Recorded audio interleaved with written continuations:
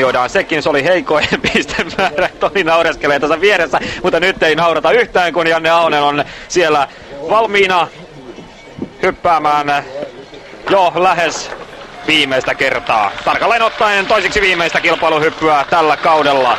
Ja näin tulee Kuningas Ahonen ja toivotaan, että Jannekin saa tästä vielä nautinnon aikaa. Ja saa nautinnon aikaan.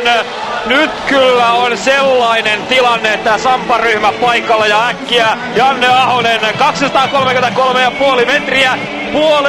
Metrin maailman ennätyksestä, mutta minkä tempun tämä mies jälleen kerran pystyy tekemään. Mies, joka on rikkonut kaikki mahdolliset ennätykset käytännössä tällä kaudella, pystyy eilisen kaatumisen jälkeen nousemaan lavalle ja tulemaan kauniiseen hyppyyn. Mulla oli semmonen tunne tänään, että me tullaan näkemään sisuuntunut Ranemäessä, ja niinhän siinä kävi, että Janne kyllä tosta edellisestä pyllähyksestä niin sai aimo sisulatauksen ja on taas tosissaan mukana mäkibisneksessä, ja nyt Jannelle sattui myöskin hyvät olosuhteet, että siinäkin puolessa niin voi olla tyytyväinen, että kerrankin kävi näin, että meikäläisittäin niin myöskin saatiin hyvät vastaiset, että kyllähän Janne hyppääminen on sillä tasolla tällä hetkellä, että ihan normaali suoritus, jos siellä yhtään on tuuria mukana, niin tää on mahdollista hypätä vaikka maailman ennätys, ja kyllähän se olisi käsittämätön päätös tälle kaudelle, jos toisella kierroksella Janne rikkos vielä sen maailmanennätyksenkin, niin silloin yksi mies olisi kyllä tehnyt jo ihan kaiken, mutta tästä nähdään, niin kyllä takapuoli ei käynyt todellakaan kaukana tuosta rinteestä. Ei käynyt taaskaan, ja se tarkoittaa sitä, että Janne menee toiseksi,